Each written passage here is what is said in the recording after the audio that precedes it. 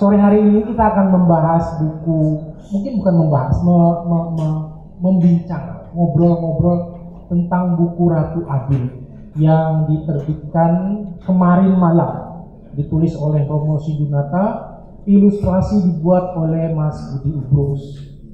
Kalau boleh saya sedikit cerita, tahun lalu ketika Romo Sindu memberikan naskah ini ke saya, ya agak-agak grogi juga dong, karena ini disertasi doktoral Romo di Jerman. Tetapi apa yang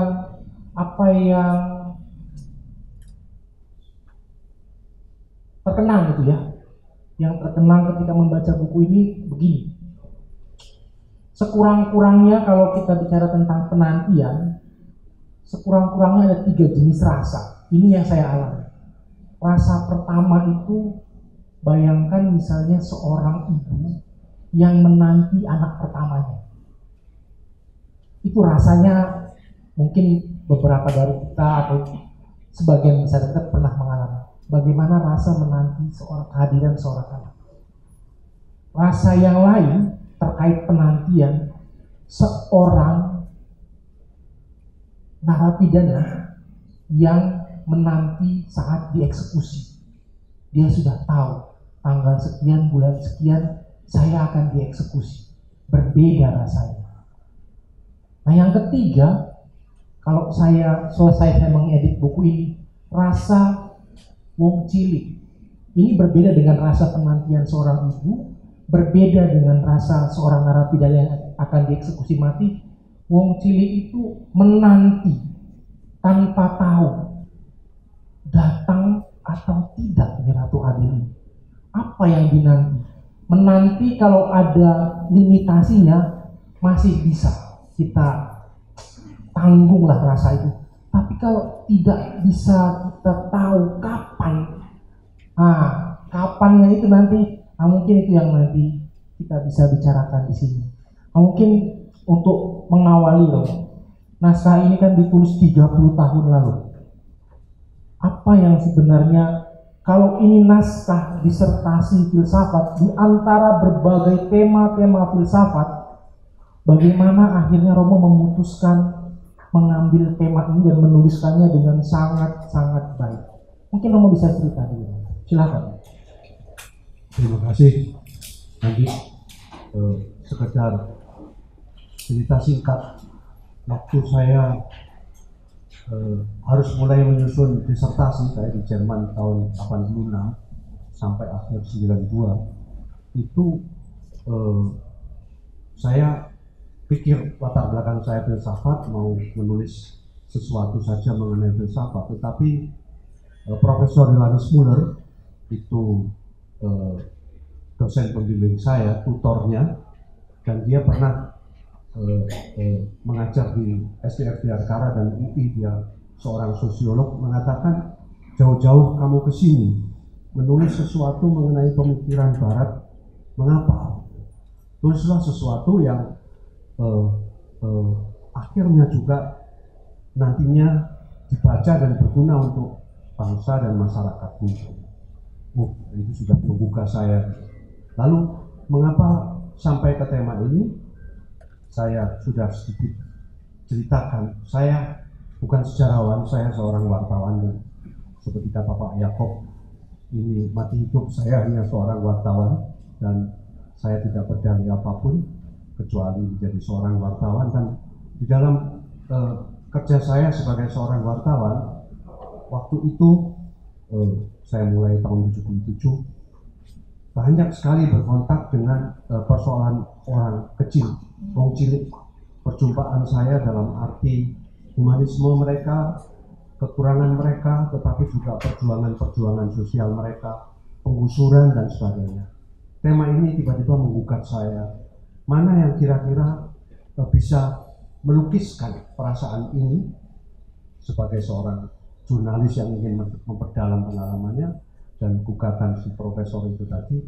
Lalu saya memilih tema sebenarnya bukan langsung pemberontak Ratu Adil, tetapi pemberontakan para petani Jawa di abad 19 dan awal 20. Dan ternyata itu berada di bawah motif Ratu Adil, dan karena akhirnya nanti saya harus merefleksikannya sebagai semacam harapan, filsafat harapan, karena bidang pekerjaan akademisnya itu bukan hanya sekedar menulis sejarah. Rasanya Ratu Adil ini adalah pengertian yang bisa saya kupas di dalam setiap pemberontakan wong cilik untuk menuju pada cita-citanya. Dan tentu saja akhirnya ini menjadi suatu refleksi ilmiah, refleksi filosofis, bukan sekedar provokasi seorang person tentang Ratu Adil, dan lalu saya bisa bicara mengenai filsafat harapan, teologi pembebasan, memandang sejarah dengan teori masa lalu, Walter Benjamin dan sebagainya. Itu kurang lebih Mas Andi. Terima kasih Romo Sindu. Jadi mungkin menjadi jelas bahwa Romo ingin melihat dari perspektif itu filsafat harapan. Ya. Nah, mungkin saya ke Pak Hilmar dulu. Pak Hilmar banyak kerja-kerja aktivis selama beberapa puluh tahun itu bersama dengan rakyat juga, teman-teman aktivis, melihat apa yang dijelaskan Romo, dan setelah membaca bukunya mungkin apa yang sekilas langsung muncul di gagasan Pak Hilmar. Ya, pertama terima kasih dulu undangannya ya, karena ini kali ketiga saya didukung sama Kompas suruh baca buku tebal ini. Pertama bukunya Romo, Anak Bajang Mengayun Bulan, kemudian Pangeran Sabar Nyawa, dan ini yang ketiga. Terima kasih ya. Buku ini sebetulnya makanan kita ya, sehari-hari kalau kuliah di jurusan sejarah, ya, di memahami pemberontakan abad 19, abad 20, apa motifnya, kenapa orang melakukan pemberontakan. Dan yang sangat mengesankan dari karya Romo ini, beliau ini mendalami satu problematik yang selalu muncul di dalam kajian sejarah. Apa landasan orang bergerak? Ada Ratu Adil, ada satu bayangan tentang masa depan yang lebih baik nun jauh di sana. Dan orang bergerak bahkan berani atau mau mengorbankan nyawanya untuk cita-cita itu. Yang kalau dalam kacamata modern, dan kalau misalnya kita lihat juga kajian dari orang-orang Belanda, dia penuh keheranan melihat ngapain orang-orang ini kok berontak sampai mau-maunya mengorbankan segala sesuatu. Dan kata yang sering muncul di dalam kajian seperti itu adalah irasional. Orang-orang ini tidak rasional. Sementara Romo di sini bicara tentang satu dimensi yang saya kira sangat penting, moralnya dari masyarakat ini. Harapan yang timbul, yang tumbuh, dan ada basis materialnya dan seterusnya. Tapi dimensi ini kadang-kadang seringkali lupa, dan orang tenggelam di dalam penjelasan yang tadi bedakan antara rasional dengan irasional, atau ini tahyul dan seterusnya. Harusnya ada bentuk-bentuk yang lebih modern. Tapi Romo mengingatkan kita ini, dan sebetulnya bukan hanya di abad 19, abad 20 saya kira. Sampai sekarang pun sebetulnya harapan yang ada di dalam masyarakat yang diwujudkan dalam berbagai macam bentuk itu tetap muncul. Jadi bukan hanya berguna bagi kami waktu mempelajari sejarah yang jauh di masa lalu, tapi sebetulnya sesuatu yang sangat relevan buat kita hari ini. Pandangan-pandangan mengenai bagaimana caranya harapan itu diartikulasikan oleh masyarakat dalam berbagai macam bentuk. Bisa dalam bentuk-bentuk yang ya sangat variatif. Dan saya kira ini pelajaran yang penting yang bisa kita tarik dari buku ini. Terima kasih Pak. Saya jadi tertarik, kata kunci tadi kan irasionalitas juga harapan. Nah, di sisi lain Mas Suta, saya mau ke Mas Suta sekarang. Bagaimana misalnya setelah Mas Suta membaca ini, irasionalitas harapan itu ditangkap dari kacamata misalnya jurnalistik, pers, dan lain-lain. Setelah membaca ini, ketika saya pertama kali memberikan buku ini ke Mas Suta bilang, luar biasa, 700 halaman saya harus membaca buku ini gitu. Silakan Mas Suta. Terima kasih. Pertama-tama kita perlu apresiasi, kita beri tepuk tangan buat Romo Sindu ya. Saya ini kalau ketemu Romo Sindu selalu berpikir, ini kok ada ya sosok seperti Romo Sindu ini. Kok iso no? Ada orang yang menurut saya sempurna Romo. Sama ketika melihat atau membaca buku ini, Meskipun saya harus ngaku dosa nih Romo, bukan ngaku dosa di gereja ya, tapi ngaku dosa belum baca tuntas betul buku ini. Mohon maaf, tapi saya membaca ada beberapa bagian yang yang masih terlewatkan. Tapi saya membaca buku ini ya kita tahu ini disertasi doktoral yang dibuat oleh seorang Romo Sindu. Kita semua pasti banyak membaca buku-buku Romo Sindu. Saya lihat ini tentu kaya pengetahuan karena disertasi. Tapi saya lihat ini juga seperti kayak karya sastra. Tapi yang saya lihat lagi ini jangan-jangan Alkitab ini. Jadi selain pengetahuan, banyak juga kebijaksanaan. Banyak juga sesuatu yang menginspirasi kita untuk melakukan sesuatu yang beyond sebagai manusia. Jadi saya rasa ini bukan saya promosi, tapi saya memang merasa harus mengatakan bahwa buku ini luar biasa, wajib untuk kita baca dan untuk bukan sekedar kita baca tapi juga kita refleksikan dalam hidup kita. Nah sebagai pengantar mungkin saya apa yang saya sampaikan tadi itu tercermin dalam senandung yang ditulis oleh Romo. Tadi saya juga tanya Pak Andi ya, senandung ini kan dibuat oleh Romo ketika disertasi ini sudah selesai ya untuk dibuat buku. Saya hanya mencuplik sebagian saja. Jagonya berbisik padanya dan ia bercerita tentang Gunung Lawu yang membiru, Gunung Merapi yang berasap tinggi, dan Gunung Semeru, istana Dewi Sri, semuanya indah dan membawa berkah. Tapi bila di bumi manusia serakah, berkahnya berubah jadi serapah. Kelabang, ular, abu, lahar, dan wabah mengempas menjadi asap sengsara. Di mana dalam kebingungan orang bertanya, inikah tanda Ratu Adil sudah diambang mata? Kita tahu Gunung Semeru juga sekarang lagi meletus ya, jadi saya bilang ini bukunya ada juga ini. Jangan semakin relevan ini diskusi buku ini. Tanda-tandanya ada ya. Tanda-tandanya ada gitu. Jadi apakah ini Ratu Adil juga akan ada nih Romo datang? Akan datang. Jadi belum kita lagi gunjang-ganjing isu politik dan yang lain-lain. Saya lihat ini semakin menarik kita diskusikan. Jadi saya rasa ya nanti justru saya ingin dengar sih dari Romo inspirasi yang banyak dari buku ini, dan ketika saya membaca buku ini kita merefleksikan betapa Romo mengingatkan kita tentang selalu ingat tentang orang-orang yang lemah, orang-orang yang papa, yang dikatakan oleh Romo sebagai orang-orang yang tidak memiliki data dan arsip, yang seringkali sejarahnya ditinggalkan, tapi sebetulnya perlu dikenang apa yang dilakukan oleh mereka-mereka yang orang kecil ini. Mungkin itu pengantar dari saya, dan intinya saya kagum luar biasa dengan buku ini dan memang kita harus wajib untuk membacanya. Terima kasih. Terima kasih Mas Suta. Mungkin langsung saja loh, tadi Mas Suta bertanyakan, ini sebenarnya harapan wong cilik. Dalam arti apa filsafat harapan itu Romo ingin ungkapkan melalui buku ini Romo? Karena misalnya seperti ini saat ini ya, ketika kita bicara tentang soal harapan itu, dunia ini semua bisa dikatakan kita melihat materialisme, wujudnya, bentuknya ada. Harapan itu seperti apa bentuknya harapan itu? Apakah harapan itu benar-benar sungguh bisa menggerakkan orang? Seperti tadi Pak Hilmar katakan, harapan itu membuat orang bergerak dalam periode-periode yang bisa kita lihat dalam lukisan-lukisan buku ini. Ya, saya menangkap pertanyaan Mas Suta itu mungkin demikian berdasarkan pengalaman. Saya sendiri heran, disertasi ini selesai tahun 92 akhir, 93 saya pulang, dan saya ingin segera menerjemahkannya, tapi nggak jadi-jadi. Dan akhirnya baru 32 tahun kemudian saya rasanya berkesempatan dan tergerak.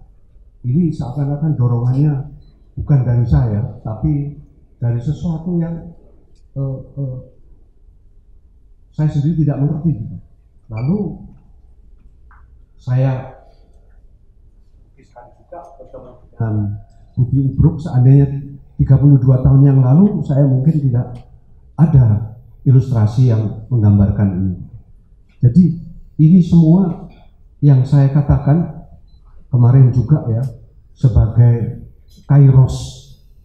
Waktu itu adalah kronos, seperti waktu harian kita yang tanpa arti, tapi ada tiba-tiba kejutan, kairos yang tiba-tiba memaksa, mau tidak mau sekarang saatnya.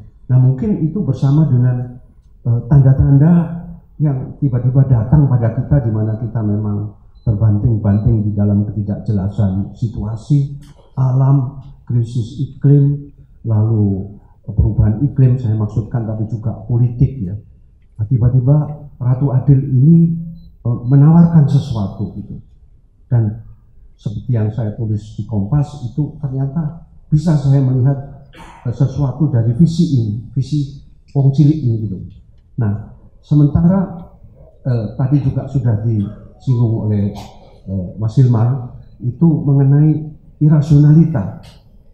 Saya mencoba membuat rasionalita dari irasionalita wong cilik ini. Kalau tidak, kasihan mereka terhampar habis. Padahal hampir dalam penjajahan Belanda itu ada sekian ratus kali pemberontakan selama tahunan itu di abad ke-19 dan awal 20. Tetapi pada waktu itu pun sudah terjadi di tengah pergerakan irasionalita yang ada tentang Ratu Adil itu ditanggapi oleh tokoh-tokoh pergerakan sebagai ini nggak ada artinya, yang penting itu yang rasional. Padahal akhirnya seperti SI Muda dan kemudian PNI maupun PKI menangkap ini, termasuk Bung Karno yang dalam Indonesia menggugat mengatakan bahwa sejauh masih ada matahari, ibarat itulah kita berharap akan datangnya Ratu Adil. Nah, sekarang setelah menyelidiki sejarah dengan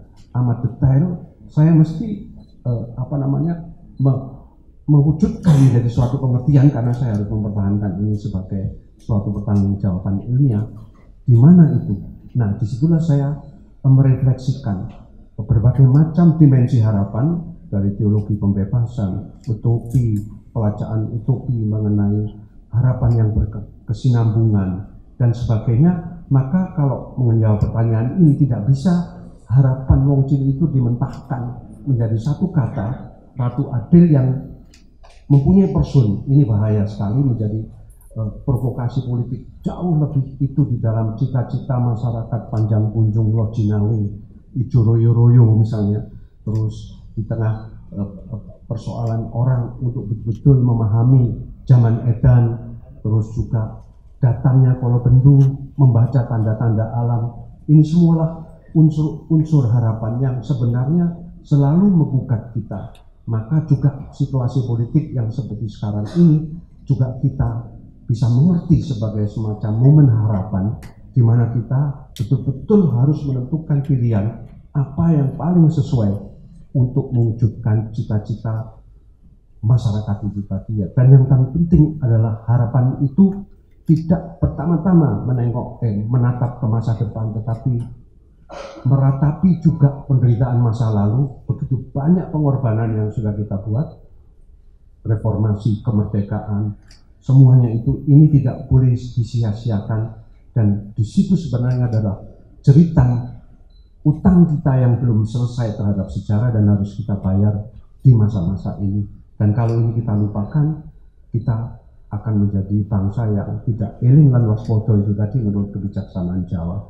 Dan ini yang sebenarnya terjadi sedang dalam masyarakat kita, lebih-lebih sehubungan dengan kekuasaan. Terima kasih Mas Ali. Iya, tadi juga Romo menyinggung bahwa Ratu Adil itu kita bayangkan bukan sebagai sebuah sosok, ya. Jadi kita harus lepas dari personifikasi Ratu Adil seperti itu ya Romo. Nah, saya mau ke Pak Hilmar. Pak Hilmar punya banyak pengalaman kerja-kerja di akar rumput, sekarang juga kerja dalam arti punya helikopter view yang lebih besar. Nah, ketika berhadapan dengan situasi-situasi itu, berbagai situasi, bagaimana Pak Hilmar menjaga harapan ketika bertemu dengan dulu kerja-kerja bersama rakyat, akar rumput, dan sekarang dalam posisi yang berbeda, bagaimana Pak Hilmar berhadapan dengan, ya seperti yang dikatakan Romo, ya mereka juga sebenarnya tidak kalah mereka ya. Tapi harapan itu tentu harus dijaga. Menurut Pak Hilmar, pengalaman Pak Hilmar bagaimana? Silakan. Baik, Saya kira tadi ada poin sangat penting dari Romo ketika mengatakan bahwa bayangan tentang Ratu Adil ini bukan berupa sosok manusia. Yang lebih penting dari sosoknya adalah harapan yang ada pada masyarakat itu. Itu yang mesti kita pelajari. Ya, jadi bukan meraba-raba siapa orangnya, tetapi apa sih sebenarnya yang ada di dalam sanubarinya masyarakat itu. Dan jalan kita untuk bisa mengakses perasaan itu, ya, yang terus-menerus perlu dicari. Ya. Dan kadang-kadang bahasa lisan kita, bahasa tulisan kita begitu terbatasnya untuk menjangkau itu. Ya. Jadi saya nggak terlalu heran Romo kolaborasi dengan Mas Budi Groups itu ya antara lain karena mencari jalan. Ya. Melalui bunyi, melalui rupa, melalui gerak, melalui banyak sekali ekspresi-ekspresi yang tentunya menuntut kecermatan kita ya di dalam menangkap tanda itu. Ya. Karena tidak selalu diungkapkan secara lisan seperti yang dibuktikan Romo dalam bukunya Ramalan Jayabaya itu variasinya banyak sekali. Ya, jadi kita tidak sedang berhadapan dengan satu teks baku yang bisa kita akses dan kemudian kita turunkan, kita jabarkan, dicari jawaban teknokratiknya untuk menjawab persoalannya, tetapi memang harus ada kemampuan untuk merasakan. Jadi rasa ini adalah satu dimensi yang sangat penting. Dalam kaitan dengan pekerjaan saya sekarang, dimensi itu seringkali hilang. Di dalam kita merumuskan rencana pembangunan dan seterusnya, hampir selalu rumusnya teknokratik. Ada jawaban-jawaban teknokratik terhadap segala macam persoalan. Kurang makan, kasih makan. Ya. Kurang uang, kasih bansos. Ya. Dan yang sekarang kita sebut sebagai problem yang ada di dalam masyarakat ini belum berhasil kita rumuskan dengan baik. Bung Karno, ya saya kira orang yang sangat cermat ketika mencetuskan konsep amanat penderitaan rakyat sampai tahun 1960. Ya. Apa yang dia maksud gitu? Bahwa kita ini membangun cita-cita yang tertulis di dalam konstitusi dan seterusnya itu rujukannya apa?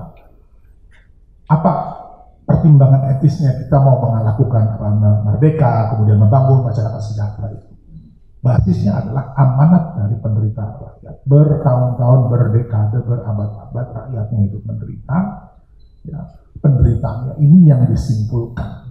Dan dia bilang di dalam pidatonya, social consciousness yang muncul dari penderitaan. Inilah basis kita untuk bergerak. Jujur, hari ini nggak banyak yang diskusi seperti ini. Kalau udah bicara tentang program pembangunan, maunya kayak gimana, semuanya hitungannya teknokratik aja. Ya. Sediakan segini, investasinya sekian, returnnya sekian, dan seterusnya, kayak begini, kemudian pertumbuhan ekonomi, dan seterusnya, dan seterusnya.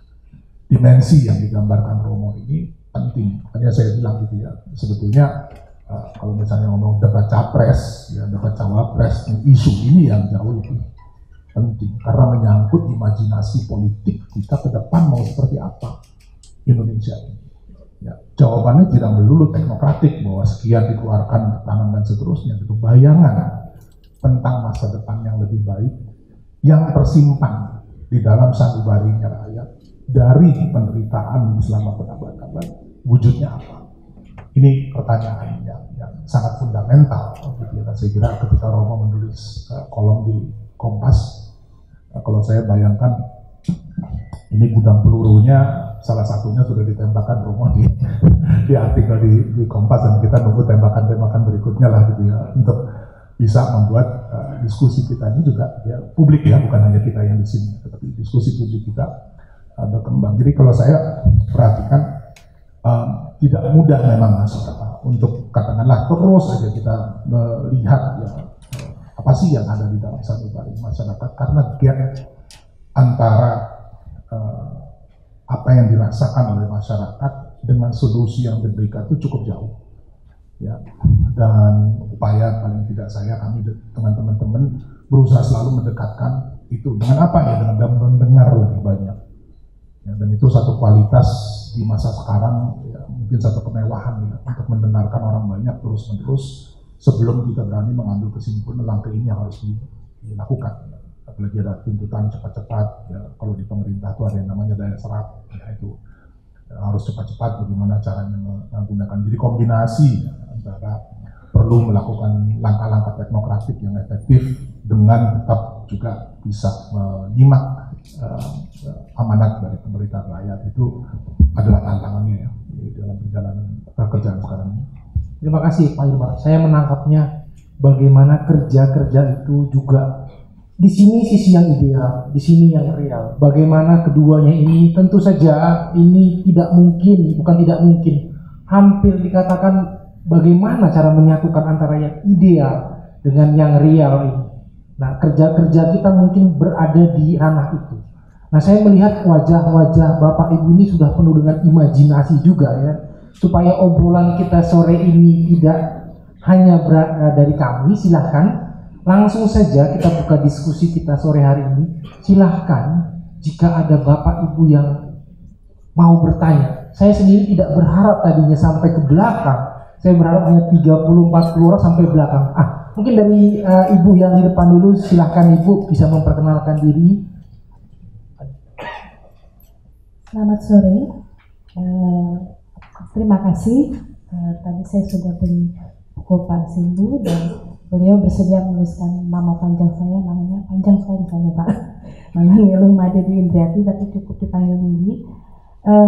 Saya melihat buku ini langsung merasa kecil sekali Pak, karena saya penulis pemula dan baru satu terbit buku yang kebetulan juga di bidang seni budaya tentang seorang Maestro Tari Sampanismanto yang memperjuangkan panggung-panggungnya, karena saat ini seni sangat terbatas panggung. Nah, Bapak menerjemahkan buku ini kan dari disertasi ya Pak ya. Ketika saya kemarin membuat buku juga didukung salah satu dosen yang membuat tesis, tapi sayang tesis beliau tidak jadi buku seperti ini. Jadi sempat baca juga, artinya banyak sekali tesis bagus-bagus atau disertasi bagus, tapi hanya terbatas sampai di perpustakaan kampus. Nah ini sampai keluar. Nah, apakah Bapak memutuskan untuk menjadi buku ini sejak disertasi itu selesai, atau Bapak maksudnya nanti satu saat saya mau menerbitkan dalam satu buku, atau tidak, atau baru-baru ini karena melihat sesuatu di Indonesia? Yang kedua, apakah Bapak merubah disertasi untuk kata-kata yang dalam buku ini supaya mudah dicerna, atau full persis seperti yang di disertasi?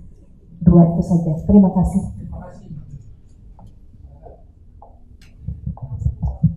Ini pertanyaan lebih praktis, saya langsung menjawabnya. Tentu saja saya awalnya menyusun ini sebagai disertasi, tapi sekali lagi yang saya katakan di dalam sepatah kata itu sangat penting. Saya seorang wartawan, ketika menyusun dari dulu apapun itu saya selalu mengandaikan bahwa ini saya berhadapan dengan publik yang harus mengerti apa yang saya sampaikan. Wartawan kan katalisator, bukan sekedar konseptor atau pemikir, tapi apa gunanya buat saya yang seorang wartawan menulis sesuatu yang tidak bisa dimengerti oleh pembaca. Nah, lalu saya bekerja dengan cara itu. Bahkan yang ingin saya katakan, secara metodologis pun nanti Mas Suta saya kira bisa sedikit juga memberikan pengamatannya. Itu saya tidak mempunyai latar belakang sejarah, kecuali dulu-dulu pengalaman ini, yang pengalaman perjumpaan dengan orang kecil itu tiba-tiba mengugatkan banyak hal, dan saya sebagai wartawan harus juga detail, bahkan mungkin harus lebih daripada seorang sejarawan, karena wartawan harus sesuai dengan apa yang dikatakan oleh Kompas, Pak Yaakob pada waktu itu, selalu mengulik di balik apa yang ada, tidak hanya sekedar membaca data, tapi di balik data itu apa. Nah, ini lalu jadi yang saya mau ceritakan. Pada waktu saya tidak terlalu ahli dalam bahasa Jerman, karena disertasi harus saya tulis dalam bahasa Jerman, tetapi saya mengolah betul dengan pengalaman jurnalistik ini begitu. Dan ini yang sebenarnya agak aneh dalam buku ini, kalau saya boleh mengaku, bukan sejarah tapi suatu pergulatan jurnalistik tentang sejarah mungkin ya Pak kayak gitu ya. Nah, lalu ketika jadi di dalam bahasa Jerman tentu dengan bantuan korektor yang sangat teliti, rekan saya di sana, itu beberapa teman mengatakan, loh disertasi ternyata bisa ditulis dengan secair ini begitu. Tetap intinya ada, detailnya ada, data-datanya ada, tetapi kok bisa diceritakan, tadi Mas Tuta juga sudah mengatakan dan terima kasih, seperti sebuah karya sastra gitu. Jadi memang bukan melulu disertasi, waktu itu saya pikir saya sudah ke arah apa ini yang harus sampaikan. Jadi di dalam bahasa Jerman pun waktu itu orang mengatakan bahwa ini apa namanya ya sesuatu yang lain daripada disertasi biasanya begitu, tidak konsep-konsep begitu. Jadi pertama pengalaman orang kecil itu tentu saja menggugat saya. Kedua cara penyampaian saya, karena seumur hidup saya ini dari dulu juga seorang wartawan dan saya mencintai profesi ini tidak bisa saya tinggalkan. Ini yang mempengaruhi penulisan saya sehingga akhirnya memang tidak saya rencanakan menjadi buku, sudah menjadi buku. Itu kurang lebih begitu. Jadi kalau nanti diteliti oleh para ilmuwan mungkin secara metodologis hal ini juga suatu penemuan begitu. Maka saya sendiri tidak puas dengan cara seorang sejarawan menulis, karena saya ingin detail sekali bagaimana di Ponegoro ketemu Nyai Roro Kidul, terus mendapat pewahyuan dan waktu itu dia diangkat menjadi Syekh Ngabdur Hakim, Ratu Adil Panatogomo, bagaimana peristiwa Pulung ada mitos Semar yang kalau nanti ditembaki Belanda kita masih tetap hidup, bagaimana ada air Semar kalau nanti kamu mati di perciin itu bisa hidup kembali. Ini yang membuat pemberontakan menjadi penuh gairah, dan bayangkan rakyat yang tidak punya apa-apa berani melawan Belanda dan para priayi pada waktu itu, dan ini sungguh luar biasa begitu. Dan saya puas karena saya bisa macam-macam begitu, termasuk saya ada bagian yang nanti Ibu bisa lihat kritik terhadap harmoni etik. Ini juga ideologi kekuasaan Jawa, seakan-akan kita ini hidup di dalam harmoni. Fakta sejarah saja sudah tidak membuktikan bahwa kita ini hidup di dalam harmoni. Penuh pergulatan, penuh perlawanan, dan ini sebenarnya demokrasi. Maka saya, mungkin Pak Ilman tahu, saya mencoba menunjukkan bahwa di dalam diri rakyat pun ada yang namanya strike kultur untuk melawan, untuk berdebat. Hanya ini tidak ditumbuhkan karena terus ditindas, tetapi para petani yang sederhana ini nggak sabar lagi dengan harapan akan Ratu Adil itu meletus menjadi pemberontakan yang tidak ada habisnya pada waktu itu. Dan ini sebenarnya yang menyusun sampai kita menuju cita-cita kemerdekaan. Karena itu kata Panglima Sudirman, jangan sampai ini semua dikhianati. Terima kasih.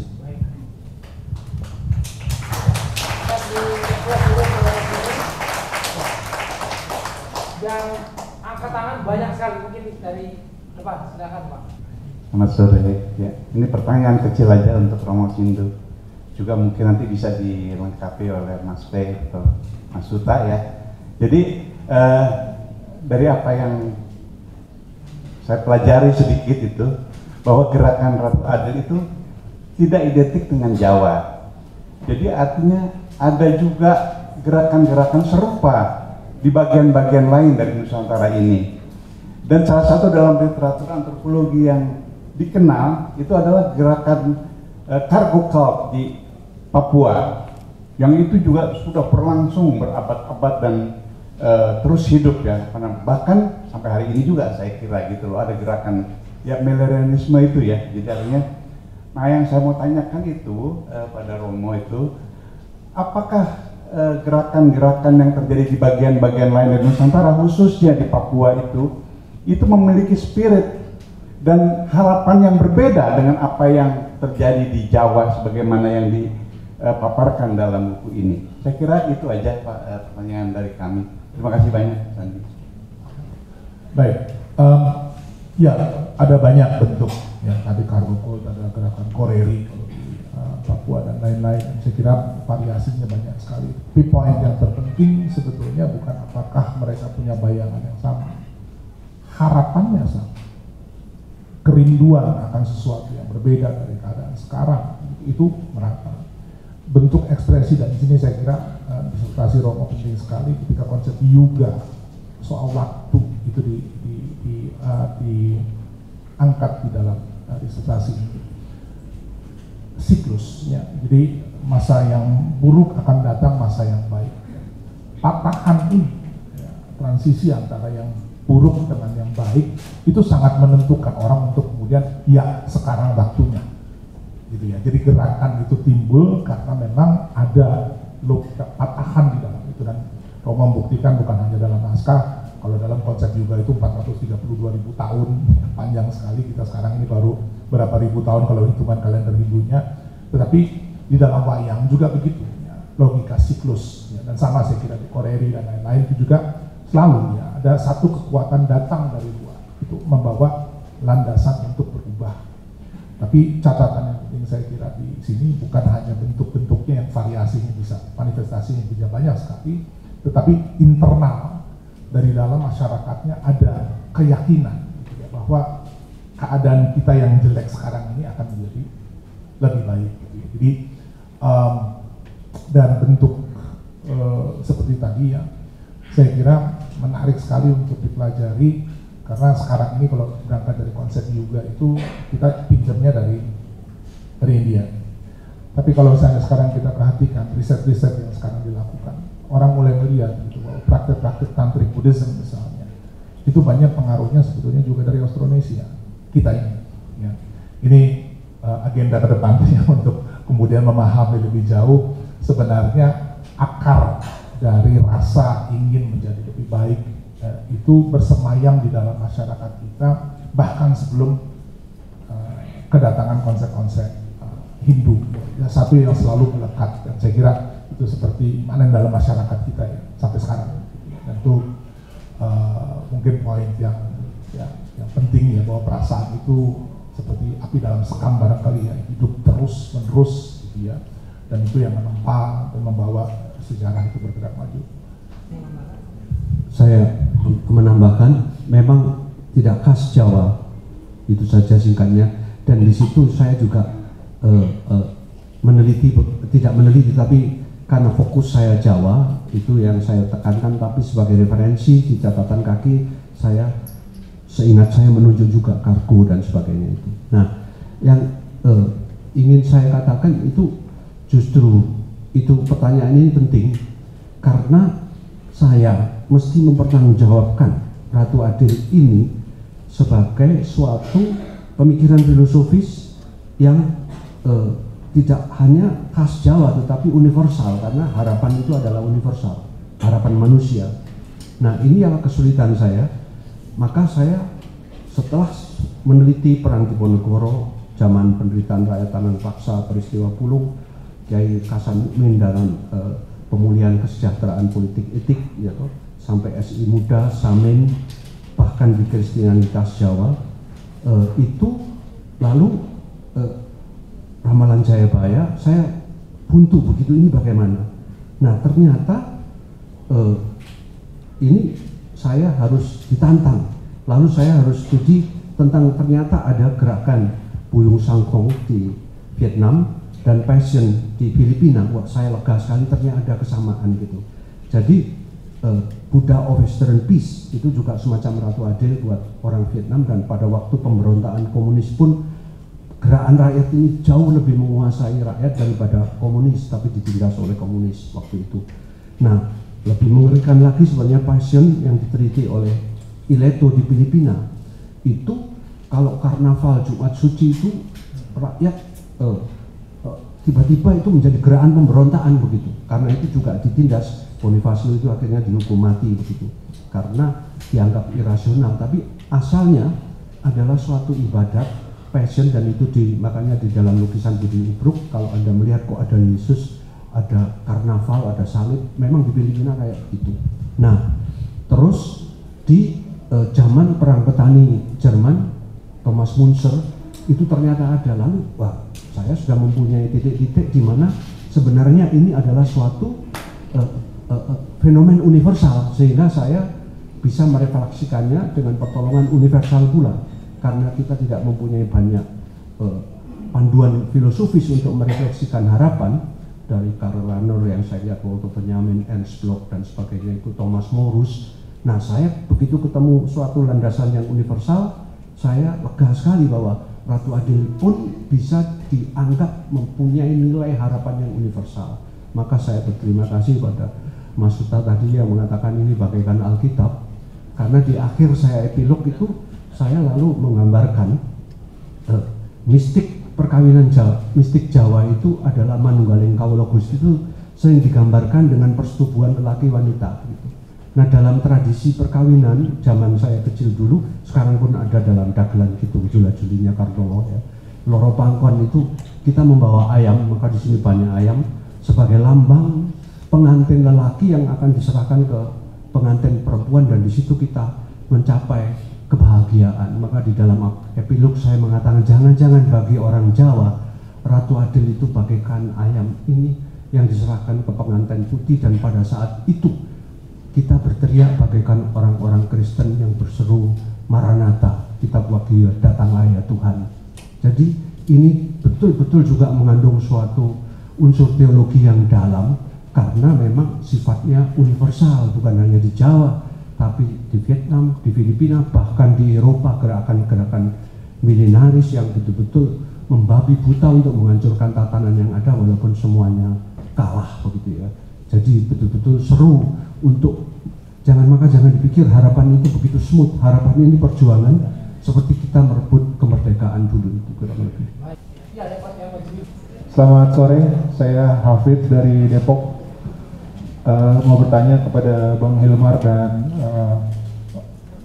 Pak Sindu mengenai praktik-praktik yang menghasilkan harapan-harapan itu, Pak. Saya melihat dari lukisan-lukisan ini, apakah ada yang Pak Sindu dan Bang Hilmar lihat di akar rumput, adakah kebaruan-kebaruan yang bisa kita ketahui, Pak, sekarang ini bagaimana? Apakah gerakan yang paling mengangkat moral masyarakat di akar rumput? Terima kasih. Terima kasih. Pertanyaannya, adakah kebaruan spesifiknya, kebaruan dalam gerakan-gerakan hari ini seperti itu ya? Baik, mungkin saya tadi sudah mencatat juga untuk Mas Suta. Mas Suta ketika tadi sebelum menjawab tadi itu, ini ada hubungannya. Bagaimana ini kan kebaruan gerakan-gerakan hari ini. Nah, sebelum masuk ke gerakan hari ini, situasi hari ini yang masuk kita tangkap dalam konteks Ratu Adil tanpa masuk ke soal personifikasi, ya, situasinya seperti apa dalam Mas Suta sehingga nanti bisa terjawab adakah kebaruan dalam gerakan-gerakan hari ini. Silakan Mas Suta. Oke, saya justru mau masuk ke personifikasi saja. Silakan. Biasanya seru biasanya. Tapi saya ingin menggambarkan betul seperti yang dikatakan Romo dan Prof. Hilmar tadi ya, bahwa kita harus menyadari ketika membaca buku ini, kita ini sekarang sedang berada di periode waktu yang mana.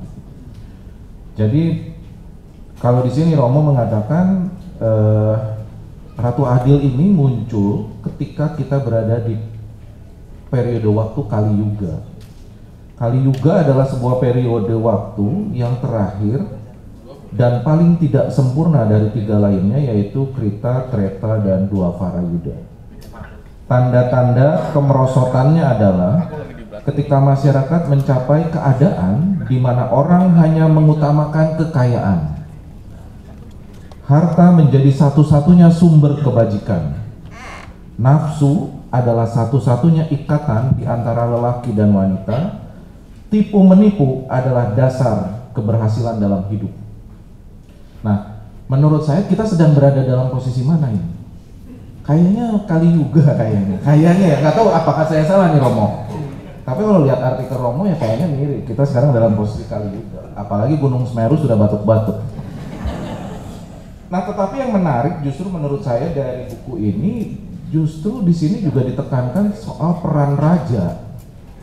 Kenapa? Karena konsepsi Ratu Adil itu justru ada harapan dari orang-orang yang tertindas secara ekonomi untuk mengatasi penderitaan yang tidak terpera itu.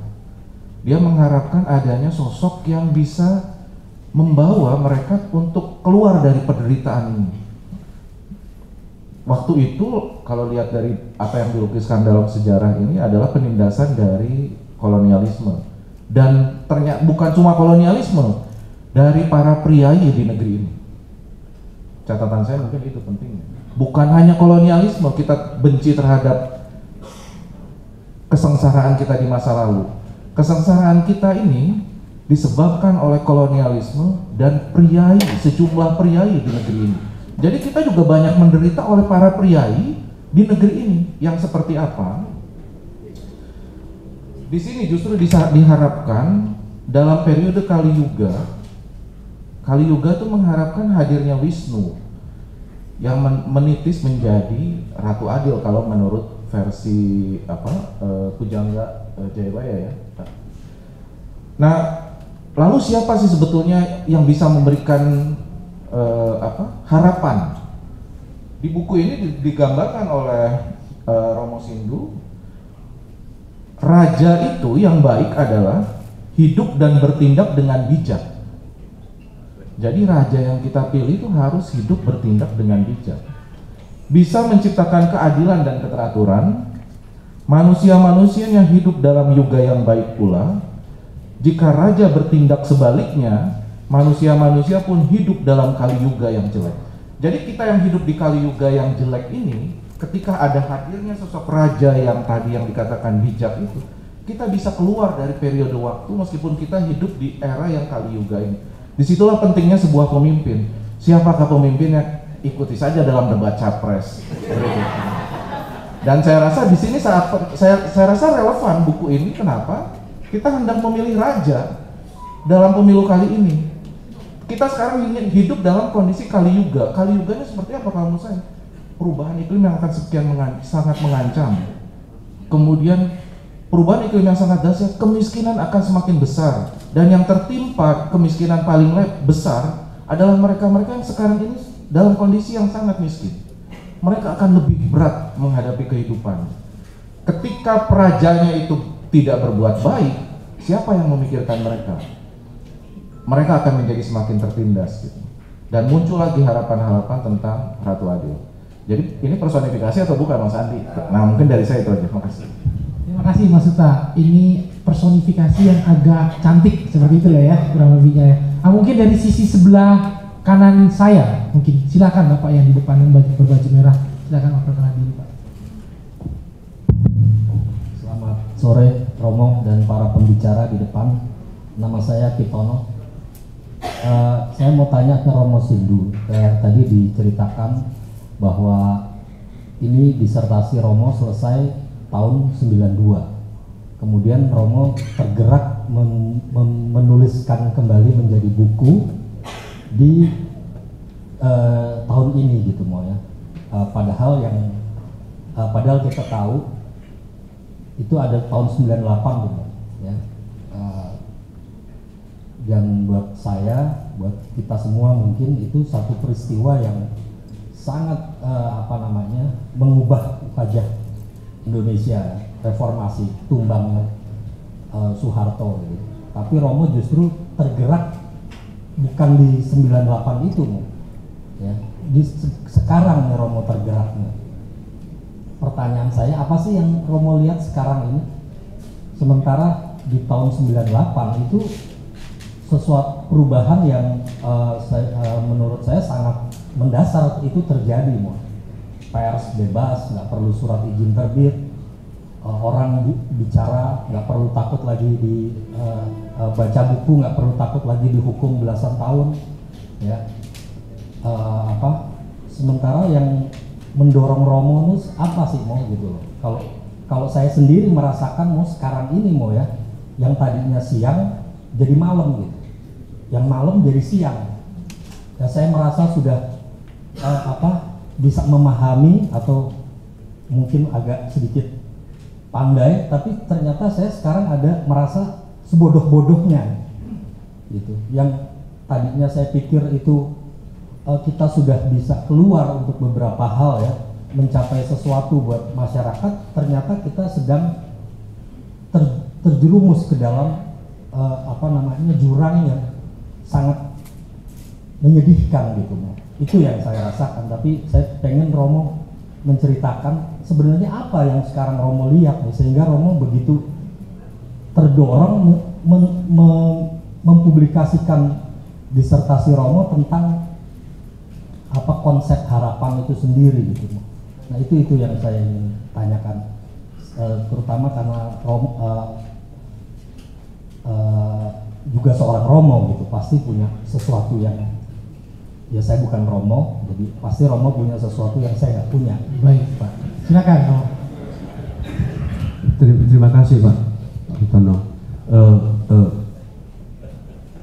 98 saya sebenarnya juga menulis keresahan saya itu tentang 98 itu dalam Putri Cina, tapi sebuah novel, dan itu pun sebenarnya gugatan agar kita senantiasa berhati-hati karena bisa terulang kembali apa yang sejarah ini selalu berulang ya, yang terjadi pada waktu itu, kekerasan yang menakutkan. Lalu mengapa sekarang saya itu tadi, saya kira semata-mata bukan pertama-tama tiba-tiba saya ingin, tetapi ada suatu dorongan yang mungkin lebih magis, lebih fenomenal, tanda-tanda alam dan sebagainya yang ikut bergerak. Saya selalu yakin sebagai manusia ini kita adalah bagian dari alam semesta, dari bagian dari kekuatan waktu. Tadi dengan bagus dilukiskan Mas Suta dalam ajaran Yuga yang ada di dalam buku ini, bahwa waktu ikut menentukan. Maka kata Ronggo Warsito, kalau kita hidup di dalam waktu, orang yang bijaksana pun menjadi ketularan. Atilar silastuti sujono sarjono kelu, kata Ronggo Warsito ya. Jadi semua terlarut gitu. Nah, saya kira ini kesalahan kita bersama, bukan hanya kesalahan demokrasi tapi juga kaum intelektual. Apa yang kita petik dari reformasi, kalau kita belajar dari penderitaan para petani, seharusnya kita gugatkan terus, kita refleksikan terus. Jangan sampai kita lupa bahwa reformasi itu adalah tanda di mana kita memutuskan sejarah untuk, istilahnya yang saya kutip di situ, membuat suatu lompatan macan, lompatan harimau menuju sesuatu yang dulu tak terbayangkan, dan itu tercapai.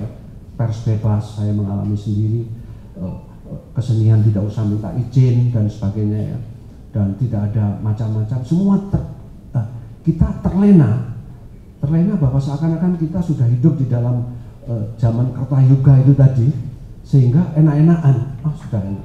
Maka seniman pun selalu bilang, kok mau melukis kok susah ya, tidak ada lawan yang bisa saya lukis, dulu ada gitu.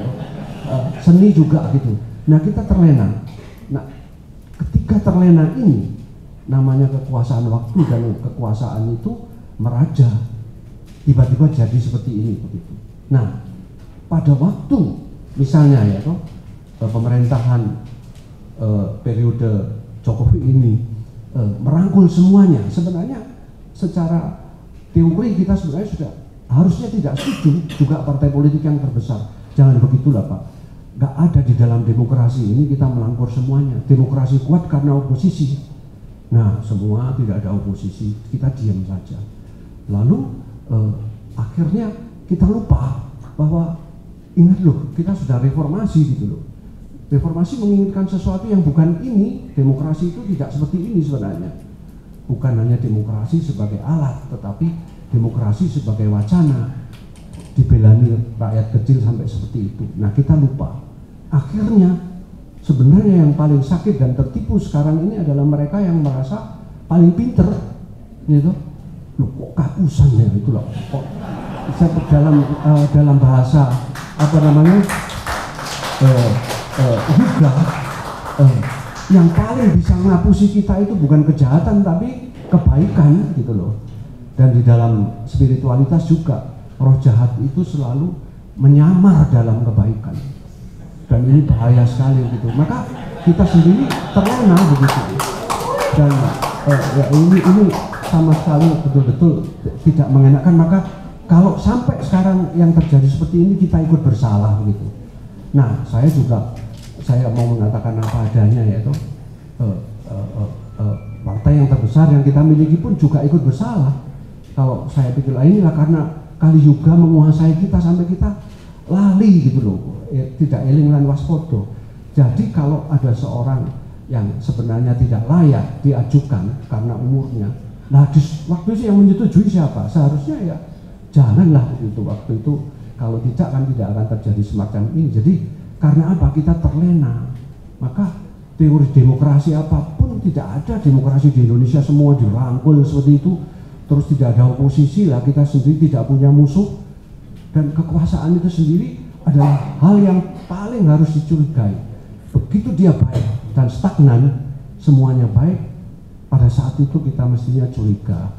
Dan kita lupa itu. Karena apa? Karena kita adalah manusia yang tidak eling lan waspodo. Tidak eling bahwa reformasi itu membawa penderitaan, membawa sakit, membawa darah. Dan kita tiba-tiba hanya menikmati buahnya, tidak mau menggugatkan lagi apa yang dulu terjadi untuk kita gugatkan terus. Benar enggak situasi saya ini menurut ini kan? Satu-satunya seperti kalau Bung Karno menciptakan Marxisme dengan dia mengatakan guiding teorinya adalah Marxisme, sekarang kita menciptakan ini semua, guiding teorinya adalah teori demokrasi. Pelajarilah teori demokrasi sehabis-habisnya, kita akan tahu bahwa tidak benar. Kalau tidak benar, partai politik pun juga ya harus merekrut semuanya seperti ini. Jadi kalau sesuai dengan apa yang ideal ya, tapi ini sudah terlambat. Maka kesalahan ini harus kita perbaiki bersama, tidak hanya terletak pada partai-partai politik kita. Makanya yang paling sakit kan ya orang-orang yang dulu merasa waduh itu tadi, karena itu istilah yang saya tulis itu, ini Miak Warono, semuanya itu tabir dibuka. Untung tabir dibuka sekarang, kalau tidak kapan ya. Jadi jangan-jangan kita mesti mulai lagi dengan perjalanan yang panjang, tetapi jangan sampai tidak ada pikiran kritis. Rakyat sendiri selalu menggugat. Tadi menjawab pertanyaan Anda, seperti Samin itu ya di gambar Ubruk, dalam perlawanan mereka sehari-hari pun mereka melawan terus gitu ya toh. Disuruh pemerintah Belanda membawa batu untuk membangun jembatan, dia membawa kerikil, para komandan maupun para kiai, loh sampean kok betok kerikil dikongkon watu lah, watu ini kerikil ini apa mboten watu. Nah itu orang kecil bisa mendengar gitu ya. Kalau terus sampai itu terus, jadi perlawanan harian itu ada pada masyarakat kecil sampai ketika mereka nggak kuat lagi, mereka memberontak dengan pemberontakan berdarah memang ya toh, yang kalah. Jadi jangan dikira Ratu Adil itu tidak hidup dalam sehari-hari di dalam perlawanan mereka. Saya mau memberi ilustrasi ini ya. Ini juga teori emansipasi. Ini di dalam Kristianitas ya. Ini bahtera Nabi Nuh gitu gampangnya gitu ya. Supaya Anda mengerti salah satu. Dan pada waktu itu orang Kristen Jawa itu menjadi Kristen itu menjadi agama yang sinkretis bagi mereka. Dan ini peningkatan emansipasinya. Aku sudah di Londo, aku kudu koyo wong Londo diperlaku. Tapi Belandanya nggak mau, kowe tetap wong Jawa, itu tetap ndodok dan sebagainya ya. Senajan makanya itu tidak dibaptis, tidak diberi nama baptis waktu itu. Nah mereka mengatakan nanti kalau datang Ratu Adil gonjang-ganjing, karena kita ini tadi sudah Kristen berarti Londo, nanti ada kapal datang, ini di Duku Seti di Bondo sana, di daerahnya Soimah gitu. Itu nanti kapal datang, kita semua selamat dibawa ke negara Belanda katanya gitu ya toh. Nah, ini hak kita, ini hak, saya menafsirkannya sebagai hak emansipasi.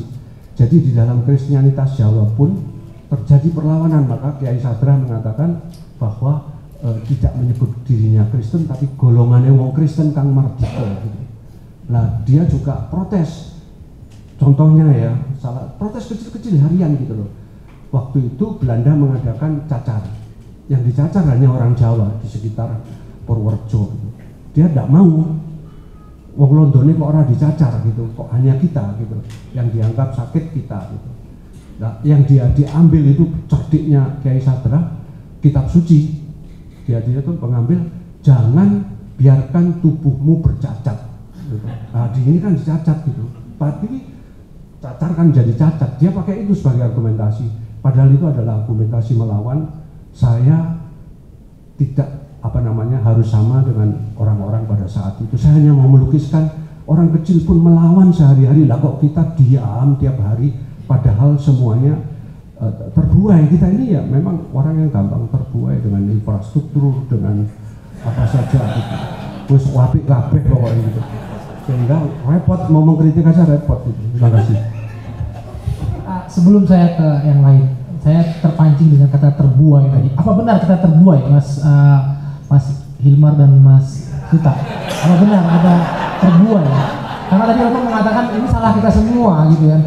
Apa sungguh kita terbuai sebenarnya? Silakan Pak Hilmar dan Mas Suta nanti. Ya jawaban gampangnya iya.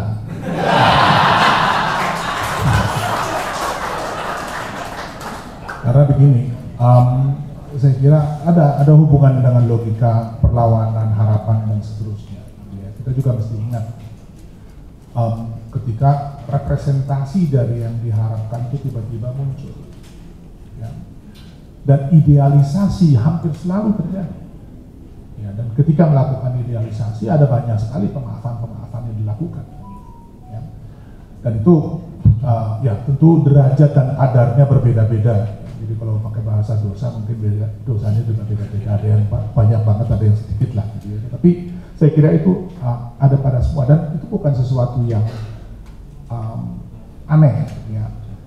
Dan yang tadi Romo katakan, saya kira mungkin kunci yang paling penting ketika menumpulnya daya kritis.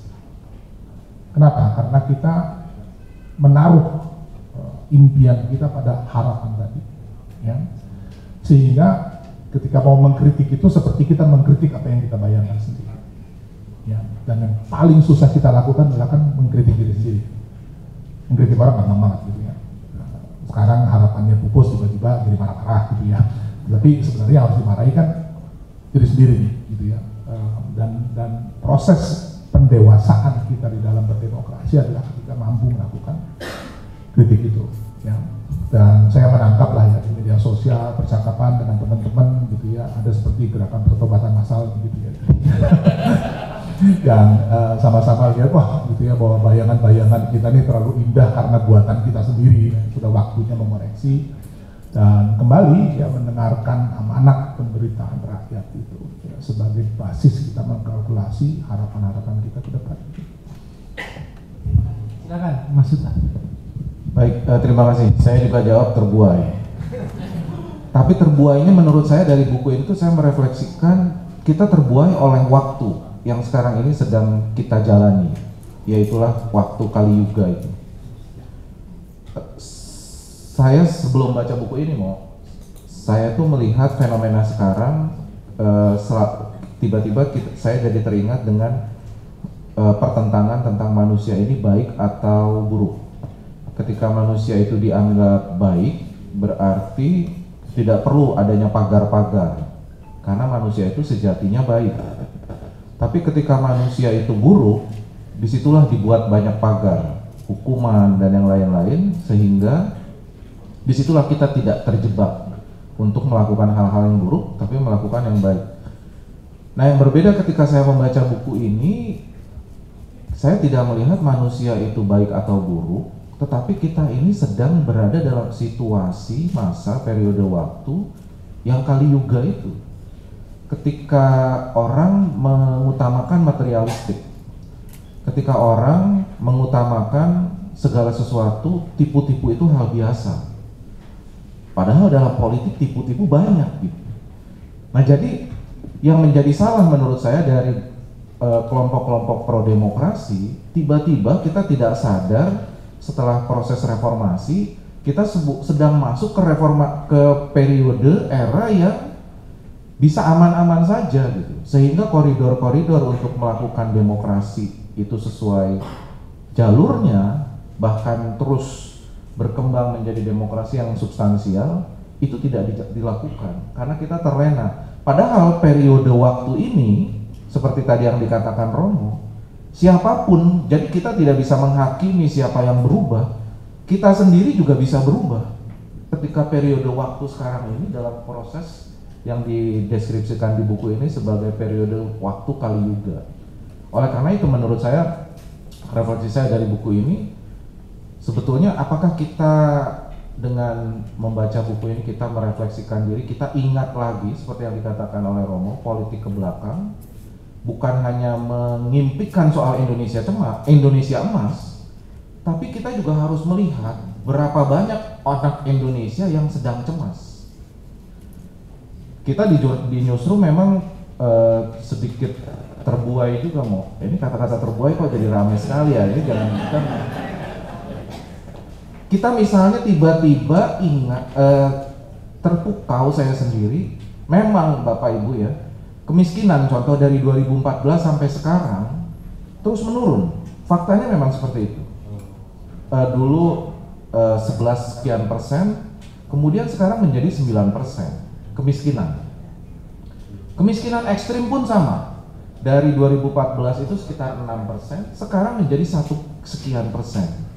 Di situ kita terbuai. Kenapa? Karena kita tiba-tiba hanya melihat angka. Kita tidak melihat sosok manusia. Disitulah saya lihat, di situ kita terjebak pada materialisme. Apa yang dilakukan oleh Romo, melihat satu persatu manusia, merasakan hatinya, penderitaannya. Di situ kita bisa melihat memang jumlahnya mengecil, tapi kalau saya lihat jangan-jangan jumlah yang 1,1% kemiskinan ekstrim yang tersisa itu, tapi dia 50 tahun merdeka dia masih menderita. Karena orangnya masih orang yang sama. Jumlahnya memang mengecil, tapi penderitaan atau kualitas penderitaan dia sudah menumpuk, bertambah 50 tahun merdeka. Harapannya dia ingin keluar, tapi belum keluar juga ini yang 1,1 juta. Nah disitulah jadi saya rasa buku ini betul-betul menginspirasi. Saya rasa kita semua mungkin di sini ya, Romo ya, betul nggak saya menafsirkan? Kita semua sebetulnya jangan mengharapkan adanya Ratu Adil, tapi paling tidak kita sendiri menjadi Ratu Adil itu yang bisa memberikan harapan dengan perjuangan-perjuangan kecil untuk membahagiakan atau memberikan harapan baru ya kepada mereka-mereka yang selama ini mungkin sudah sedemikian tertekan oleh persoalan-persoalan yang mendera mereka gitu. Jadi saya seringkali terenyuh juga, misalnya contoh ya, kita sekian tahun merdeka, kita membayangkan kalau dari tempat saya itu ada biasanya banyak tunanetra yang berjualan kerupuk ya kan? Tunanetra berjualan kerupuk, mereka udah tunanetra tapi jalan kaki aja udah susah di sini karena nggak ada trotoar. Nah ini kan saya rasa bisa kita bayangkan ya. Disitulah saya rasa buku ini mengajak kita untuk melakukan refleksi apa yang bisa kita lakukan terhadap penderitaan-penderitaan mereka itu. Mungkin itu kali apa. Jadi kalau tadi misalnya ada pertanyaan pergerakan-pergerakan apa sih yang harus kita lakukan, saya rasa pergerakan-pergerakan dari civil society juga dari satu persatu orang dari kita harus menginspirasi bahwa kita bisa menjadi ratu adil kecil ya, yang bisa memberikan harapan-harapan yang memang, kalau saya baca dari buku Romo ini, perjuangan ratu adil ini memang tidak besar-besar ya Mo ya, kecil-kecil tapi berarti. Dan saya rasa itu juga bisa kita lakukan oleh kita semua. Saya rasa mungkin itu. Terima kasih. Terima kasih Mas Uta. Ini pembicaranya semakin hangat. Mungkin dua penanya terakhir ya. Mungkin dari sebelah sisi kanan saya, dari belakang. Halo, selamat sore. Saya Ridwan dari Depok. Saya mau bertanya ke Pak Sindu. Pak Sindu, apakah menggunakan bukunya ini bukunya Pemberontakan Petani tahun 1988 dalam buku Bapak tentang mesianisme Jawa atau Ratu Adil, dan kepada Pak Hilman, bagaimanakah para founding fathers kita menggunakan Ratu Adil sebagai jalan untuk kemerdekaan Republik Indonesia di zaman bergerak? Ya, terima kasih. Saya Romo Heri dari Ordo Karmel. Romo bertanya ke Romo berarti ya? Iya, tanya ke Romo. Saya sangat tertarik dan tulisan-tulisan Romo Sindu sangat menarik bagi saya. Tapi pembicaraan hari ini menggelitik saya juga untuk melemparkan suatu pertanyaan, dan kebetulan pertanyaan terakhir yang menurut saya penting. Begini, sejauh saya dengar berbicara tentang harapan itu selalu terkait dengan orang kecil, wong cilik, terpuruk, penderitaan, gitu kan? Ya. Pertanyaan saya adalah, apakah bicara tentang harapan itu hanya relevan untuk wong cilik yang menderita, yang terpuruk?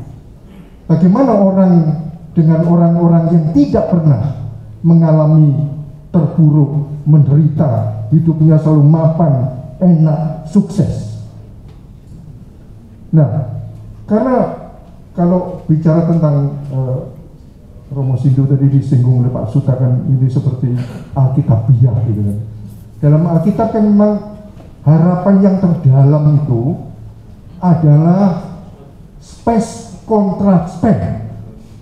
Jadi harapan yang melawan segala harapan, di mana tidak ada lagi alasan untuk berharap, tetapi tetap berharap. Itu spes kontra spes, ya. Pada waktu semuanya ambiar, tidak bisa kita mengerti lagi, tapi tetap berharap.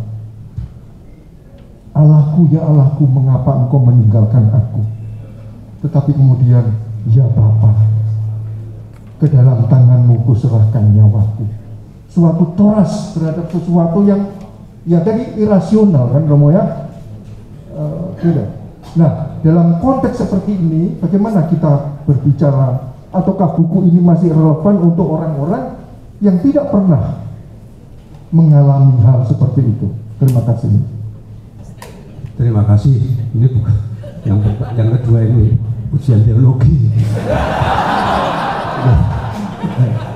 Nah, yang pertama Pak, yang ditulis Profesor Sartono, Pemberontakan Petani Banten 1888, itu memang hanya saya rujuk karena di sana saya tidak banyak menemukan referensi tentang motif Ratu Adil, walaupun di sana ada gerakan radikalisme, pedesaan, dan fundamentalisme yang merupakan nuansa dari gerakan Ratu Adil juga begitu. Lalu pertanyaan dari Romo Heri, saya mengatakan demikian. Memang yang paling berharap itu adalah biasanya orang yang menderita begitu. Yang orang yang sudah mapan itu lupa berharap. Ini yang juga saya lukiskan dalam buku Anak Bajang Menggiring Angin. Kalau saya ditanya siapa Anak Bajang itu justru karena dia tidak sempurna, dia ingin menjadi sempurna makhluk ini. Tapi kalau manusia, inilah kisah kejatuhan dosa, yang diciptakan sempurna, dia menguasai semuanya, diberi kepercayaan semuanya, justru dia menyia-nyiakan kesempurnaannya. Nah, di sini nampak bahwa maka di dalam kitab suci pun yang dikatakan dalam sabda bahagia, berbahagialah mereka yang miskin dan menderita, atau bukan, sedangkan hati-hati dengan yang kaya. Ya. Nah, ini karena apa? Karena dalam diri, maka Yesus sendiri juga datang untuk orang miskin. Lebih-lebih dia mewartakan kabar gembira. Optionnya adalah option for the poor. Nah, ini yang dilihat oleh teologi pembebasan yang atas dasar refleksi Ratu Adil saya acu juga supaya kita berpikir mengenai pembebasan. Dia sampai berpikir memakai teori Marxisme untuk teologinya dan dituduh menyimpang dari ajaran dogma gereja. Kurang lebih begitu, dan menjadi polemik pada waktu itu sampai dituduh ini bukan teologi tapi ini teori ilmu sosial. Tapi Marxisme yang dipakai oleh teologi pembebasan bisa memperlihatkan bahwa kemiskinan sering dispiritualisasi oleh kaum kaya, bahwa kemiskinan itu membahagiakan. Tidak, kemiskinan itu menyengsarakan. Jangan dispiritualisasikan dengan teori yang bagus-bagus, dengan janji surgawi yang indah-indah, tapi harus diatasi. Maka kemiskinan itu adalah dosa struktural masyarakat. Tidak hanya karena nasib orang itu, tetapi ini adalah dosa struktural dan dalam arti ini adalah kapitalisme, itu teologi pembebasan. Maka saya juga maaf penganut aliran ini, jadi saya tidak ingin menspiritualisasi kemiskinan. Ini adalah akibat struktur dosa masyarakat di mana yang berkuasa modal itu menindas yang lemah. Dan pada waktu itu memang teori Marxisme paling bisa menjawab. Sekarang masih banyak yang bisa kita pakai untuk itu. Nah, maka ketika teologi pembebasan dikritik, dia mengatakan kami tidak mengecualikan orang kaya, kami hanya option pada yang lemah. Tetapi kalau pembebasan ini terjadi, yang kaya pun bisa akan ikut merasakan pembebasan, karena pembebasan yang dirindukan orang miskin bukan hanya pembebasan material, tetapi keadilan, kesejahteraan, kerukunan, dan tahu diri gitu. Dan ini menyangkut orang kaya. Maka Romo Pismoko itu meneliti berdasarkan novel yang saya tulis, Celeng Keserakahan, itu adalah dosa paling besar dari manusia itu adalah ketamaan. Siapa yang nggak tamak? Mesti orang kaya, bukan orang miskin. Orang miskin mau tamak ini susah, nggak punya apa-apa ya toh. Mau jalan kaki di trotoar aja susah gitu ya. Jadi kalau kita mengolah kemiskinan, harapan dari kemiskinan, kita akan menemukan prospek-prospek yang kata Kompas itu benar, itu saya pakai sekarang adalah semboyan Kompas, itu humanismenya, terjemahannya adalah menghibur yang papa, menegur yang kaya. Itu yang kita pakai sampai sekarang. Yang kaya ini harus kita tegur dengan menghibur yang papa. Ini dialektik yang tidak boleh kita lupakan. Nah, kalau orang kaya jujur, apakah di dalam dirinya tidak ada penderitaan? Walaupun materialnya kecukupan, pasti tidak. Sementara di dalam suatu teologi yang menyuruh, bukan pertama-tama kekayaan material itu. Makanya Finlandia walaupun tidak terlalu kaya, tetapi hidupnya bahagia. Kita ini banyak orang kaya tapi yang nggak bahagia, saya yakin itu. Gitu. Memang secara material kecukupan semuanya, tapi hatinya banyak orang miskin jauh lebih mempunyai kebahagiaan itu. Maka saya kira ini moga-moga menjawab bahwa secara teologi pun kemiskinan itu adalah lokasi di mana kita merefleksikan harapan. Jangan dispiritualisasi, jangan mengeksklusikan yang kaya, karena itu mengajak yang kaya untuk bersekutu dengan yang miskin. Karena itu, menjawab yang terakhir, saya menutup di dalam tulisan saya, buku ini seandainya bisa sedikit saja membuat kita tergerak untuk tidak lagi menzolimi orang kecil, itu sudah tercapai semuanya seperti yang dikatakan Pak Hilmar Farid tadi, cita-cita Ratu Adil. Jangan menzolimi lagi orang kecil, lebih-lebih mereka yang kaya dan berkuasa.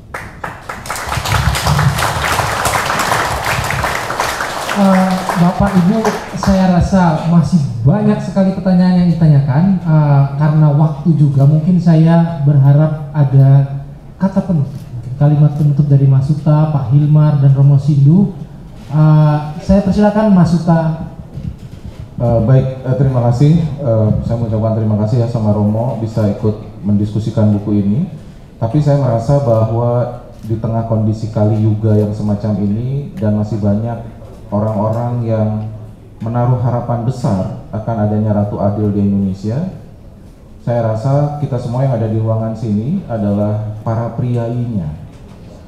Jadi kalau mengumpamakan seperti cerita di sini, munculnya Ratu Adil ketika terjadinya penindasan petani di era kolonialisme yang bekerja sama dengan priai. Priai itu yang ikut menindas. Gitu. Karena dia tidak melakukan apa-apa, bahkan mendukung kolonialisme itu. Jadi saya rasa disitulah tugas kita. Kita tidak boleh membiarkan kondisi Kali Yuga ini, dan kita sebagai orang-orang yang boleh dikatakan lebih beruntung harus menempatkan diri untuk mencoba menjawab mereka. Terakhir mungkin saya rasa di senandung Romo Sindu ini, inilah harapan kita semua. Saya ingin coba bacakan. Keadilan turun bagaikan embun, kesejahteraan mekar bagaikan bunga bakung. Wong cilik tiada lagi miskin dan papa, tertawa guyu asuka-asuka.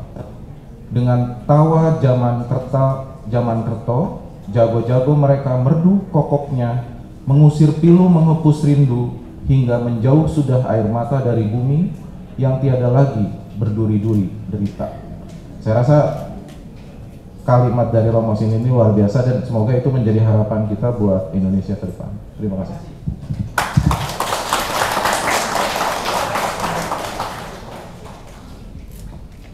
Saya tambah sedikit karena ini kita dikelilingi lukisan yang luar biasa ya. Jadi mungkin sedikit refleksi mengenai yang terlihat di sini. Kalau kita perhatikan hampir seluruhnya batas horizon di belakangnya itu adalah lahan yang luas di belakang sana. Dan di abad ke-19 yang ditulis Romo dalam buku ini, banyak orang yang ketika kalah berontak itu pindah migrasi ke tempat yang lain. Ya, dan kemudian membangun kehidupan baru dan seterusnya. Begitu caranya mereka untuk mempertahankan diri. Sekarang kita hidup di satu zaman di mana frontier itu sudah tidak ada. Ya, semua lahan itu sudah dikuasai oleh orang, sehingga tidak ada lagi tempat mereka untuk berlari. Dan di dalam situasi seperti ini bisa kita bayangkan, ya, penderitaan yang kemudian berusaha dimigrasikan ke tempat lain menemui jalan buntu, lari ke kota begitu juga, lari ke tempat lain problemnya juga kurang lebih sama. Ya. Itu hal yang pertama. Hal kedua, tadi menjawab atau menanggapi pertanyaan Romo, apakah ini eksklusif miliknya orang susah? Kalau saya kira di masa sekarang ini juga ada satu keistimewaan yang luar biasa. Juga kita ya, berhadapan dengan satu situasi alam yang sulit untuk kita tolak, krisis iklim. Ya. Dan ini kalau misalnya climate science ini benar, ya, kita akan berhadapan dengan satu situasi yang unprecedented. Kita nggak pernah mengalami sebagai umat manusia. Ya. Dan di sini yang menyuarakan secara sangat keras bukan dari kalangan, bukan karena alasan sosial kelas, tapi karena usia. Indikator politik baru-baru ini bikin survei, mereka memperlihatkan bagaimana 80% dari Gen Z sekarang ini sangat peduli pada krisis iklim karena menyangkut masa depan mereka. Kalau bicara tentang harapan yang terpendam itu, apapun kelasnya, tapi karena usia berhadapan dengan satu masa yang sulit untuk ditolak, ini merata hidup di kalangan ini. Ini juga saya kira perlu ya mendapat perhatian kita. Kalau tadi kita bilang jangan bertindak semena-mena terhadap mereka yang kecil, jangan lupakan juga generasi kita yang akan berikut. Ya. Jangan lupakan bahwa di tangan mereka inilah masa depan terletak. Ya. Salah kita mengurusnya, bencana besar itu akan tiba. Dan kita tidak tahu bentuk pemberontakan yang akan mereka lakukan seperti apa.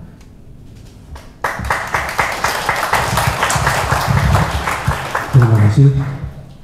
Saya juga mau menyambung pada yang dikatakan Mas Duta maupun Mas Ismail. Itu di sana ada lukisan Buddha. Saya jadi teringat betapa pentingnya mengingat penderitaan. Teori Buddha banyak sekali tersangkut dengan penderitaan ya. Nah, saya terkesan ada satu ajaran dari Buddhisme yang mengatakan jangankan sekian banyak manusia, seandainya masih ada 1-2 orang yang menderita saja, Sang Buddha itu saya rela untuk tidak masuk surga gitu. Jadi lebih baik saya menemani mereka gitu. Nah, ini ternyata kalau saya ibaratkan tadi, walaupun yang miskin itu tinggal 2% pun surga kita masih tertutup kalau melihat gambar itu ya. Jadi kita harus memperhatikan ini. Nah, ini tidak hanya di Buddha tetapi di Islam, Rabia itu juga mengatakan demikian. Waktu saya membandingkannya dengan Ibu Teresa, dia juga selalu menebarkan air di bumi untuk mengatakan hal yang sama. Saya tidak ingin masuk ke surga. Tuhan rela saya sejauh di dunia masih ada orang yang memang harus saya temani di dalam penderitaannya. Itu betapa pentingnya arti penderitaan untuk meningkatkan solidaritas manusia. Lalu yang kedua, jangan dikira yang menderita ini hanyalah mereka yang kelihatannya miskin. Kadang-kadang di desa banyak orang jauh lebih bahagia daripada kita. Maka saya mengatakan penderitaan dan wong cilik itu harus kita definisikan baru, mengingat misalnya generasi Z. Saya sendiri tidak tahu, saya kadang-kadang merasa beruntung saya sudah melalui itu semuanya, tapi generasi Z ini dengan Gen Z ini dengan segala macam tantangannya, globalisasi, akan banyak manusia yang terpinggirkan. Kalau kita tidak hati-hati, maka kalau kita tidak bisa memilih pemimpin yang tepat, gimana kans mereka ini? Akan makin berat persaingannya, atau sudah kerja juga makin sempit. Lihat aja gejala di Cina yang begitu makmur, banyak orang tidak happy lagi. Dan sekarang, maaf teman-teman, mau saya katakan, saya dari Jogja, betapa banyak generasi muda yang mudah putus asa dan rawan akhirnya bunuh diri. Ini sudah menjadi agak gejala dan keresahan mereka. Apakah ini tidak boleh kita mengerti sebagai penderitaan karena terpinggirkan? Mereka tidak mempunyai akses untuk ikut bicara. Lihat saja gerakan iklim yang dipelopori oleh anak muda ini ya, akhirnya juga tersisihkan karena politik hanya dipikirkan oleh orang tua. Jadi yang menderita ini juga generasi muda. Jangan kira Anda kelihatannya sih seger-seger gini, tapi batinnya mungkin jauh lebih resah gitu ya. Maka maaf saya mengatakan apa adanya. Lalu maka jangan menyempitkan wong cilik, penderitaan itu hanya pada mereka. Globalisasi ini dan kemajuan semua digital ini sudah menghancurkan banyak hal. Kita lihat saja bagaimana pers yang dulu begitu megah, sekarang karena disruption saja sudah tertindas. Berapa orang yang di PHK, berapa orang yang percetakan tertutup dan sebagainya karena itu. Ini apa tidak menjadikan ancaman bagi kita bahwa kita juga akan menderita seperti petani itu, tapi dalam bentuk yang lain gitu. Maka akan ada terus, jangan khawatir, pasti penderitaan ini masih ada, jangan dikira kita tidak menderita. Kalau Anda masih berjejal-jejal naik mikrolet dan sebagainya, kereta itu masih, kalau itu akan terus gitu ya, jadi masih ada. Lalu yang ketiga sebagai penutup saya mau katakan singkat, bahwa akhirnya buku yang katakan satu buku ini ternyata dengan pancingan Ratu Adil kita bisa merefleksikan banyak hal tentang harapan, tentang kritik, tentang ajaran agama, tentang teologi. Ini sebenarnya perlunya refleksi bahwa kalau kita menelisiki sejarah dari satu momen saja sebenarnya membuka kemungkinan cakrawala kita untuk sebanyak-banyaknya. Maka pemikiran kritis itu saya kira yang paling penting, karena lebih dari makhluk apapun kita diberi akal, dan ini kadang-kadang tidak kita gunakan, lebih emosi. Maka mari kita sekarang betul-betul memikirkan, karena hanya kisah petani kita Samin, kisah Kasan Mukmin, kisah Kiai Sadrak, Kiai Abraham Tunggul Wulung, kisah Marhen, ternyata bisa memacu diskusi orang-orang pintar banyaknya gitu ya. Ini yang saya pikir moga-moga ke depan terus ada wacana, jangan sampai mandek, karena selama reformasi ini wacana yang menggugat itu betul-betul telah mandek. Terima kasih.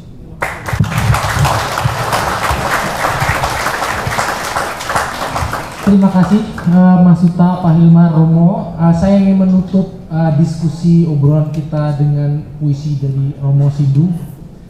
Sejarah memang harus maju ke depan, namun sejarah hanya akan memberi kemenangan palsu jika melupakan derita masa lalu dari mereka-mereka yang kalah dan bisu. Terima kasih Bapak Ibu semua, selamat sore.